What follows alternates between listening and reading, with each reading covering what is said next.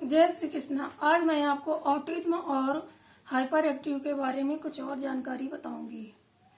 Hyper active या autism के उस दिन मैंने आपको कुछ लक्षण बताए थे, जैसे बच्चा को बोलने में समस्या हो रही है, उसको समझने में समस्या हो रही है,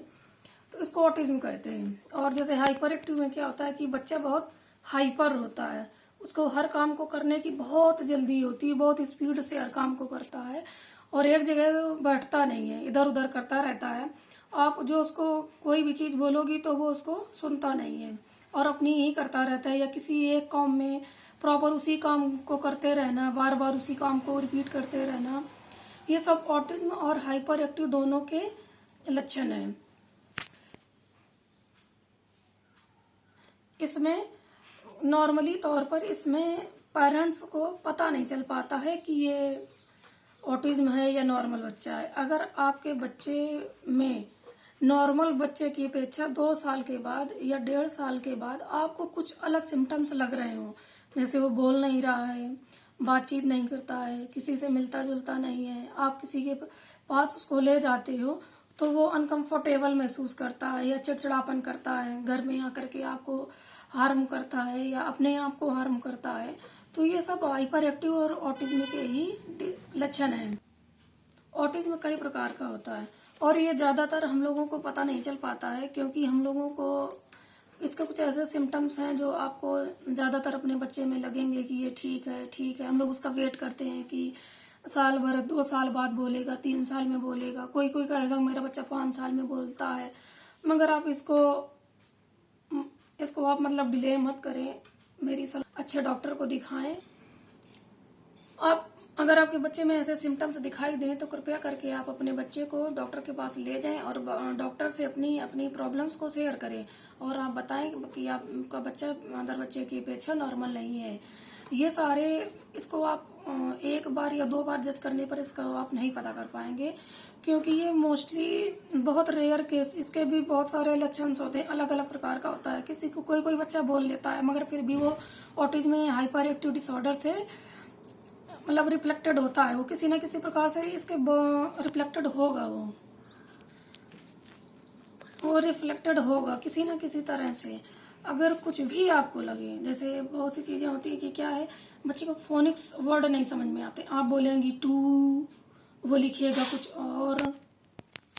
तो कुछ बच्चों को जैसे फोनिक्स साउंड प्रॉपर समझ में नहीं आते हैं, आप बोलेंगी कुछ, आप उनको बहुत कंफ्यूजन रहता है, जैसे आप 13 तो वो 31 लिख देगा, 14 तो वो 41 लिख देगा, 18 तो 81 लिख देगा, 20 जैसे आप बोलेंगी बी तो उसको डी लिख देगा, और डी बोलेंगी तो वो बी लिख देगा। मतलब वो उसको अंडरस्टैंड नहीं होता है, साउंड सुन के भी नहीं होता है, बट वो जैसे प्रॉपर चीजें आप उसको जो रटा देगी, जो उसको डेली बिहेवियर में जो चीज उसके आ जाती है वो उसको प्रॉपर कर लेता है। मगर आप उसको थोड़ा सा भी चेंज कर देंगी, उसका इधर उधर कुछ प्रोग्राम सेट कर देंगी, तो फिर वो उस चीज को करने में, उस चीज को फिर वो नहीं कर पाता है, ये कहें फिर वो उस चीज को नहीं कर पाता है और वो मतलब कंफ्यूज रहता है बहुत ज्यादा। तो ये भी इसके लक्षण ही होते हैं और इसको थोड़ा सा अवॉइड नहीं करना चाहिए मेरी समझ में, क्योंकि इसमें ज्यादा कंडीशंस ज्यादा टाइम के लिए ये नहीं होता है कि आप बच्चे को जब ऐसे ही चलने दो ठीक हो जाएगा, क्योंकि ये अभी मोस्टली बहुत अब ये कोरोना के बाद से अभी ये बीमारी कुछ ज्यादा मतलब बढ़ रही है। पहले थी कुछ परसेंट, तो उससे जैसे कुछ 3% केस होते थे, तो अब ये कोरोना के बाद से कम 15% केस होने लगे हैं। मोस्टली बच्चों में ये देखने में आ रहा है। अब वो आपको कुछ बच्चे ऐसे हैं जो आपको देखने में लगेगा कि ये नॉर्मल है, मगर जब आप उसके गार्जियन से या आप उससे मिलोगे तब आपको लगेगा कि नहीं, फिर आपको थोड़ा सा लगेगा कि ये बच्चे कुछ न कुछ इसको रिफ्लेक्टेड है, ये ऑटिज्म होगा या हाइपर होगा,